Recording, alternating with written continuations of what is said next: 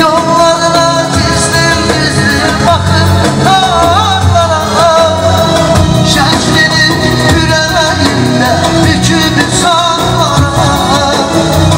Gece gündüz deniz gibi coşup uçanlara, gülüm söyle hardasan. Sen elə bir vaxtlar az gəldin mənə, qurumuş bulağa, bulanmış suya. Sən elə bir vaxtlar az gəldin mənə, oxunmuş nəğməyə, çalınmış toya. Nə gücüm çatdı ki səndən qaçam mən, nə gücüm çatdı ki səndən yapışım, nə odum oldu ki yanam alışam, nə sehrim oldu ki cavanlaşam mən. Sən elə bir vaxtlar az gəldin mənə, ömrün payız fəsli, təzəm çağı.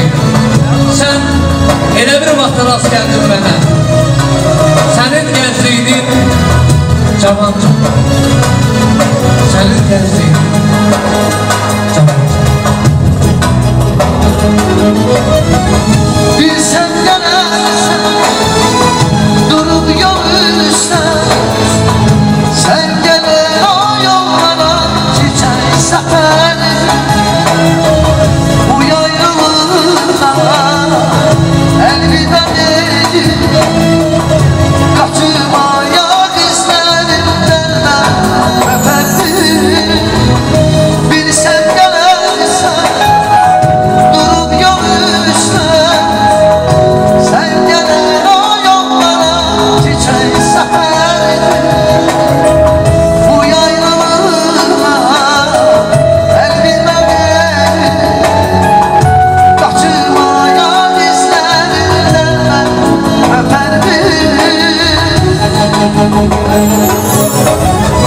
Yollarına gizlim gizlim bakıp ağlar, şəklini yüreğimde büküp sallar. Gece gündüz deniz gibi coşup uçanlar, gülüm söyle hardasan. Yollarına gizlim gizlim bakıp ağlar, şəklini yüreğimde sıkıp sallar. Gece gündüz deniz gibi coşup uçanlara, gülüm söyle hardasan. Yollarına gizlim gizlim bakıp ağlar, şəklini yüreğimde büküp sallar. Gece gündüz deniz gibi coşup uçanlara, gülüm söyle hardasan. Yollarına gizlim gizlim bakıp ağlar, şəklini Bravo oğlum, alqışlayın ürəkdən, bravo.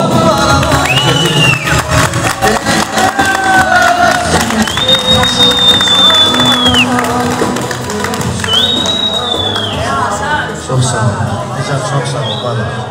Nurhan, sen de çok sağ ol.